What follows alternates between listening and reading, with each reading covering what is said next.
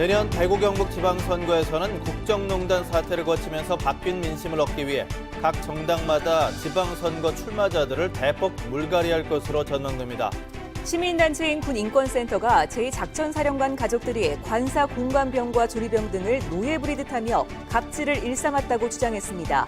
국방부는 감사에 착수하기로 했습니다. 시민사회단체들이 대구시립희망원 비리 의혹과 관련해 천주교 대구대교구 사목공제회와 대구시를 각종 불법과 직무유기 혐의로 검찰에 고발했습니다. 포항시가 친환경 녹색도시를 목표로 진행 중인 그린웨이 프로젝트의 중심 사업인 폐철도 공원화 사업이 점차 모습을 나타내기 시작했습니다. 여러분 안녕하십니까? 8월 2일 수요일 아침 대구 MBC 뉴스투데이입니다. 아침과 밤으로는 제법 선선함도 느껴지는 날씨지만 낮 기온은 33도 안팎까지 올라 무덥겠습니다. 어제보다 볕을 가려줄 구름이 많지 않아 자외선도 높을 것으로 보이는데요. 자세한 날씨 이시정 기상캐스터가 전해드립니다. 네, 수요일 출근길 곳곳에 안개가 깔려있지만 대체로 맑은 하늘로 시작하고 있습니다. 오늘 우리 지역은 간간히 지나던 소나기 소식도 없이 종일 맑은 하늘과 함께하겠는데요. 대신 그만큼 자외선 지수가 높게 오르겠고 또 어제만큼 무더운 날씨가 예상됩니다. 대구의 한낮 기온은 33도, 안동 32도, 포항 등 경북 동해안 지역은 30도를 밑도는 지역이 많겠습니다.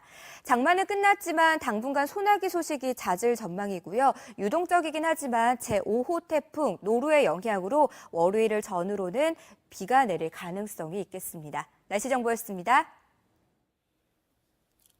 제2작전사령부 사령관의 가족이 공관에서 일하는 병사를 노예 부리듯하며 갑질을 했다는 폭로가 나왔습니다.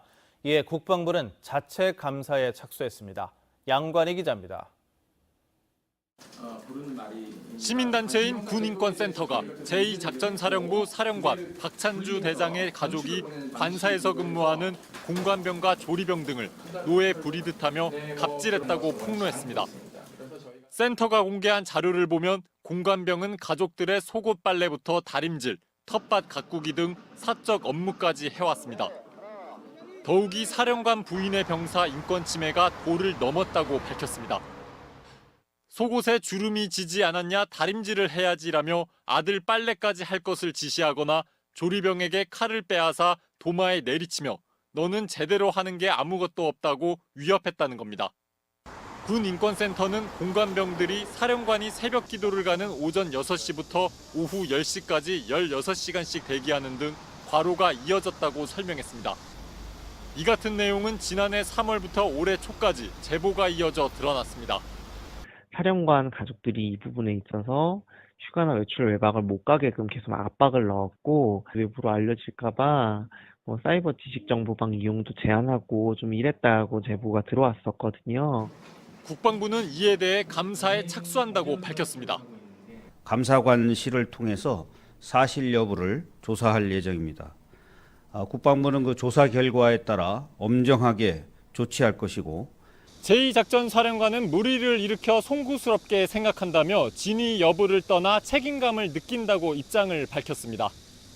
지난 6월에도 육군 제39사단에서 공관병 폭행 및 가혹행위 의혹이 불거져 사단장이 보직 해임되는 등 군 장성 특혜 의혹의 핵심인 공관병 운영제도 전반에 대해 검토가 필요하다는 목소리가 높아지고 있습니다.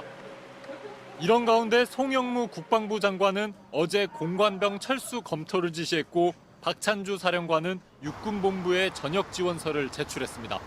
MBC 뉴스 양관입니다. 지방선거를 10개월가량 앞두고 각 당마다 조직 정비에 나서고 있습니다. 대구 경북에서는 각 당의 이해관계와 현실에 따라서 이미지 쇄신과 불모지 공략을 위해 물갈이라 할 만큼의 정치 신인의 등장이 많을 것으로 전망됩니다. 권현수 기자가 보도합니다.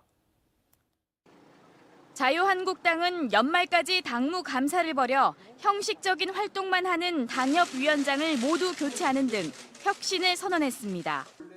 앞서 홍준표 대표의 여론조사 배제 선언에 이은 것으로 영남권과 친박이 대표적인 물갈이 대상으로 거론되고 있습니다. 특히 대구 경북에서는 한국당이 단체장과 의회를 장악하고 있지만 당 이미지 쇄신을 위해 공정성 시비가 있더라도 새로운 인물을 찾겠다고 공공연하게 밝히고 있습니다. 종전의 공정성 기준으로 평시에 하던 선거와 달리 이번 선거는 새로운 인물을 발탁할 수 있는 그런 룰이나 그런 선거 공천 제도가 도입될 걸로 그렇게 생각을 하고 있습니다. 그동안 지방선거에서 이렇다 할 성과를 내지 못한 더불어민주당을 비롯한 다른 당들은 참신한 인물을 발굴하는 데 주력하고 있습니다.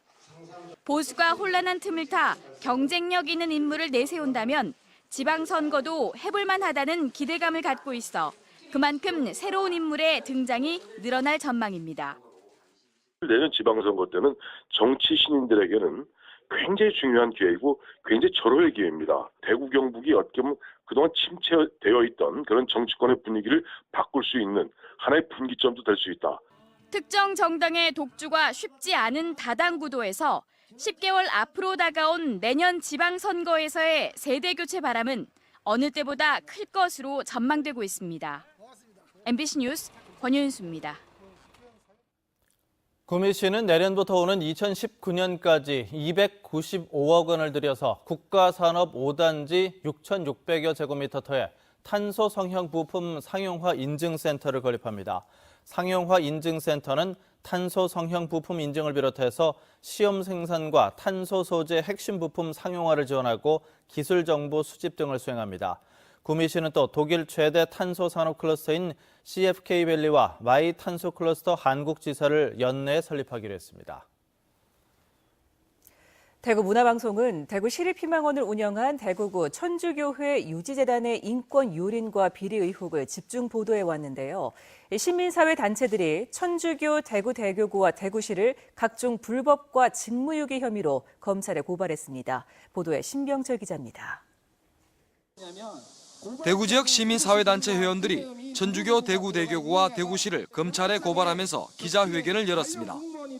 이들은 천주교 대구대교구의 다른 사업장에서도 희망원과 유사한 수법으로 비자금을 조성해 3억 공제회에 보냈고 공제회가 부동산 등의 차명으로 수백억 원을 투자했다고 밝혔습니다.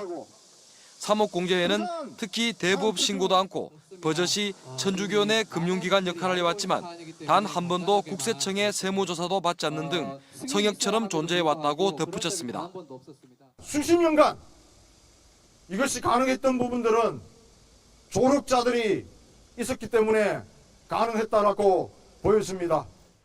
희망원에 연간 132억 원의 운영비를 주는 대구시는 관리감독 기관임에도 업무 태만으로 인권 유린과 보조금 횡령, 세금 낭비를 조장해 범죄 행위에 일조했다고 비판했습니다. 법을 위반하고 대부분 수의계약을 통해 각종 기능 보강 사업 및 물품 구매가 장기간 이루어진 부분은 대구시 공무원과 희망원의 유착이 없이는 불가능한 일이다. 이들은 3억 공제에 대해 대부업법과 금융실명제법, 부동산실명법 위반과 탈색 의혹 등으로 대구시 공무원들은 직무유기 혐의로 대구지검에 고발하고 철저한 수사를 촉구했습니다. 시민사회단체들이 천주교 대구대교구와 대구시에 대해 검찰에 고발하면서 대구문화방송의 집중보도로 재점화된 희망원 사태는 새로운 국면을 맞게 됐습니다. 한편 희망원 인권유린과 비리 의혹으로 대구대교구의 최고위직 신부가 1심에서 실형을 선고받는 등 2명의 신부가 구속돼 재판을 받고 있습니다. MBC 뉴스 신병철입니다. 국가산단 등 대규모 공단 조성 사업이 최근 마무리되면서 건설업체들이 도시만 재건축이나 재개발 사업에 눈길을 돌리고 있습니다. 하지만 외지 대형업체들이 독식하면서 지역업체들의 참여는 저조해 대구시가 대책 마련에 나섰습니다. 윤영균 기자입니다. 지난 2월에 공사를 시작한 대구시 중구의 한 재건축 현장입니다. 현재 공사 중인 재개발 재건축 아파트 10곳 중 지역업체가 참여한 곳은 이곳을 포함해 4곳입니다. 하지만 정비사업 시공사 선정이 완료된 66곳 전체를 따져보면 지역업체는 4분의 1밖에 되지 않고 외지업체가 대구업체에 하도급을 준 비율 역시 35%에 불과합니다. 재건축과 재개발 등 대구에서만 200곳이 넘는 곳에서 정비사업이 추진되고 있지만 정작 지역업체들은 소외되고 외지 대형 건설사들만 독식하고 있는 겁니다. 외지의 이제 대형 건설사들이 지역도 그 쉐어를 많이 또 잠식하고 있고 또 지역 업체들은 아무래도 그 규모 면이나 이런 부분에서는 좀 경쟁에서 조금 열의에 있다는 게 사실입니다. 이 때문에 대구시는 지역업체가 정비 사업에 참여할 경우 현재 15%인 용적률 인센티브를 높이는 한편 민간 사업을 승인할 때 하도급 계획서를 제출받는 방안을 검토하고 있습니다. 외지 업체에서 수주를 해가지고 공사를 하더라도 저희들 이제 구군에서 지역 하도급 업체 비율을 한 70% 이상 높이기 위해 가지고 동료를 하고 공문도 보내고.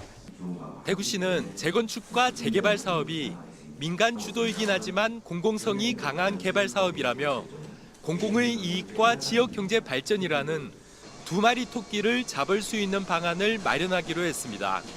MBC 뉴스 윤영균입니다. 동대구역 고가교 공사가 마무리된 가운데 동대구역 내거리에서 파티마 병원 구간이 왕복 10차로로 확장 개통됐습니다.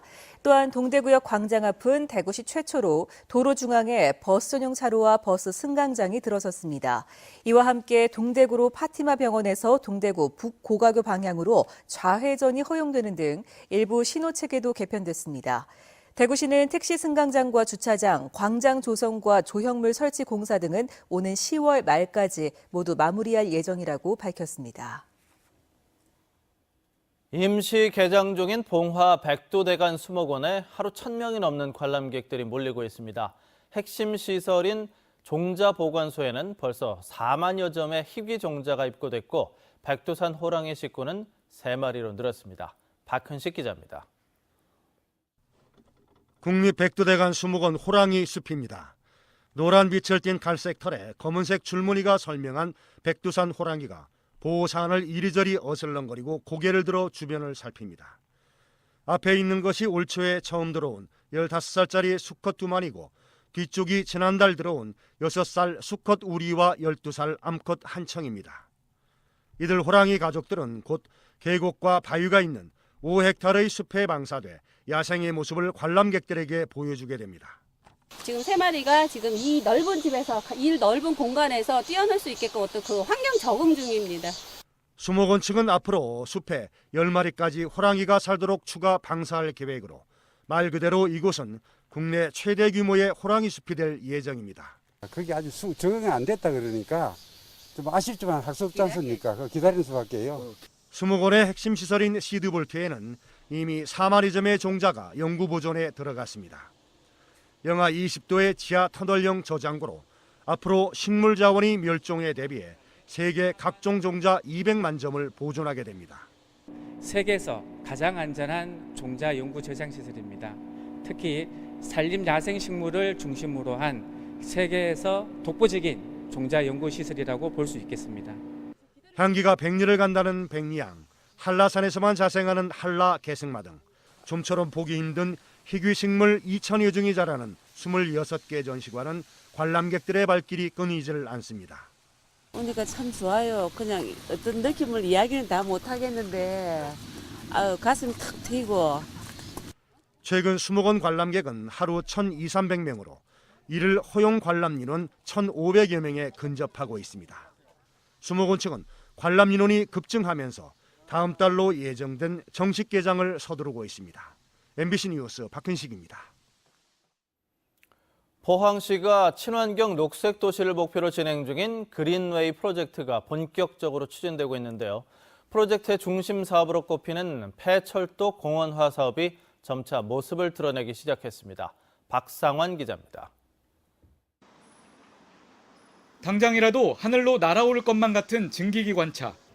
폐철도 공원화 공사 현장의 첫 번째 조형물인 이 기관차는 시원한 물줄기를 뽑아내는 폭포로 활용됩니다. 1단계 사업 준공을 1년 앞두고 4.3km의 공사 구간이 착실히 진행되는 가운데 연계 사업 아이템 발굴도 활발해지고 있습니다. 크게 4.3km 구간의 추진 중에 있습니다만은 현재 109, 209, 309로 나눠 가지고 효율적으로 추진 중에 있는데 10월 달에 준공 예정이고 전체적으로는 2018년 7월 달에 준공 예정으로 순조롭게 진행이 되고 있습니다. 이미 조성된 2.3km의 유성요구에서 서산터널 구간의 폐철도 공원은 인근 주민들의 문화 공간으로 자리매김했습니다. 포항시는 철도부지 도시숲 조성 사업이 지역을 넘어 전국적인 관광 명소로 자리 잡을 수 있도록 할 방침입니다. 또한 조직 개편을 통해 환경 녹지 분야의 행정 수요에 적극적으로 대처하고 포항 그린웨이 프로젝트 추진과 수질 개선, 생태 복원 등의 정책을 펼쳐나가기로 했습니다. 녹색 생태 도시를 만드는 게 궁극적인 목적입니다. 우리 포항시에서는 도시숲을 확대해가지고 구석구석 그 녹색 네트워크를 연결해가지고 시민들이 5분 안에 자연과 녹색을 접할 수 있는. 포항시는 사업이 추진되는 과정에서 시민들의 건의사항과 아이디어 등도 적극 반영할 방침입니다. MBC 뉴스 박상환입니다. 대구시가 기존 주택을 허물고 한옥을 짓거나 한옥을 수선할 경우 최대 5천만 원까지 보조금을 지원하고 있습니다. 공사 비용의 3분의 2 범위 안에서 신축은 3천만 원에서 5천만 원까지, 전면 수선의 경우 2천만 원에서 4천만 원까지 지원하는데 지금까지 53곳에서 한옥을 짓거나 수선하겠다고 접수했습니다. 한편 대구시는 지난 2013년 한옥진흥조례를 제정하고 양령시와 달성토성지역 등 2곳은 한옥 보호지역으로 지정해 관리하고 있습니다. 대구시 상수도사업본부는 달성군 가창면 전역에 사물인터넷 전용망을 이용한 스마트 검침 시스템 구축을 완료했습니다. 스마트 검침 시스템은 기존 기계식 계량기를 디지털 계량기로 교체해 무선통신 단말기로 실시간 검침값을 전송받아 수도요금을 부과하는 방식입니다. 대구시는 시민들이 낮 시간에 집을 비우는 경우가 많아 검침할 수 없는 상황이 크게 늘고 있다며 앞으로 1년간 원격 검침을 시범 운영한 뒤 확대 여부를 결정할 방침입니다. 편의점 강도가 계산대에 지문을 남겼다가 경찰에 붙잡혔습니다. 구미경찰서는 편의점 종업원을 흉기로 위협해 금품을 빼앗은 혐의로 32살 김모 씨에 대해 구속영장을 신청했습니다. 김 씨는 지난달 29일 새벽 1시 40분쯤 구미 시내 모 편의점에 들어가 흉기로 종업원을 위협한 뒤 현금 70만 원을 빼앗아 달아나는 과정에서 계산대에 지문을 남겨 덜미를 잡혔습니다. 국회 기획재정위 자유한국당 추경호 의원이 올 연말 종료 예정인 농어민과 중소기업 등의 세제 혜택을 연장하는 조례특례 제한법 일부 개정안을 대표 발의했습니다. 개정안에는 농어민을 위해 영농자녀 증여농지 증여세 감면과 기자재 부가가치세 면제 등 적용 기한을 2020년까지 3년 연장하도록 하고 있습니다. 중소기업 관련해서는 경영안정 지원 중소기업 특별세 감면과 가업 승계를 위한 주식 할증 평가 특례 등이 3년 연장됩니다. 헌법재판소 대구지역 상담실이 오늘부터 사흘간 대구시청 1층 민원실에서 운영됩니다. 오늘은 오후 2시에서 5시, 모레는 오전 10시부터 오후 5시까지 운영되는데 내일은 대한법률구조공단 소속 변호사도 상담에 참여할 예정입니다.